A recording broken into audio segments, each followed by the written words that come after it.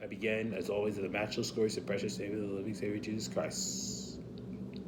This video is my review of Arrow Season 8, Episode 9, Green Arrow and the Canaries. So, this episode is taking place after the crisis on Infinite Earths, and we have Black Siren, aka Earth 2 Laurel Lance, and the Black Canary, Dinah Drake, and they're in Star City 2040, and they're trying to get Mia Smoke, Mia Queen back into being the Green Arrow.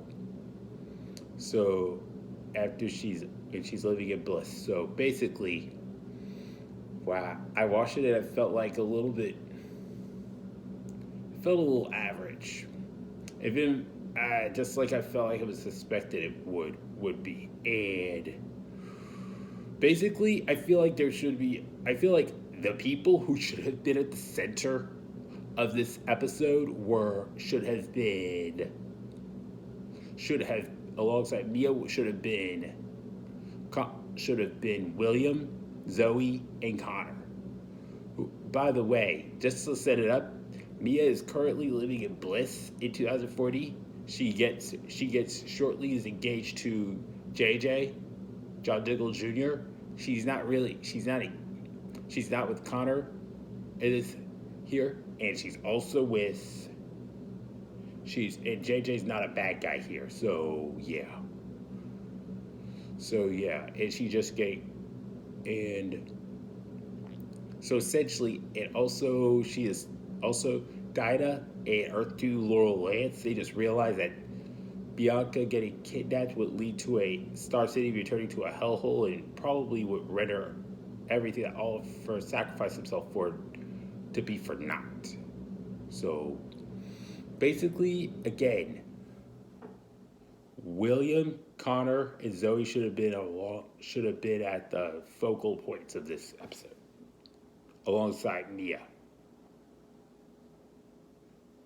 And it would have made this episode much better.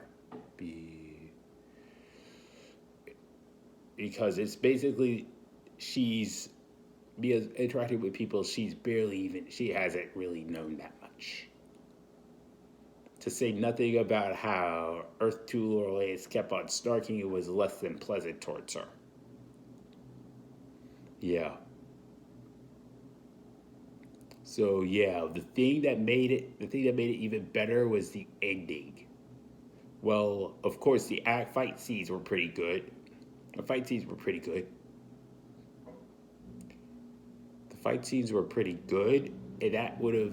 but the thing that made it excellent was when Mia realized that the tattoo on the guy who orchestrated Bianca's abduction was the same as the one on the Hosen, and William gets kidnapped,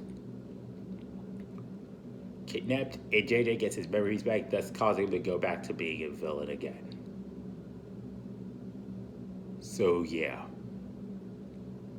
And not to mention how Connor seems like a messed up guy, and I wonder how they're gonna do him. I also wish we had seen adult Sarah Diggle. Wonder how she is doing. So basically, I was gonna give this a 7 out of 10, but that ending amped it up to a 9 or 8.8. So hopefully this thing gets retooled.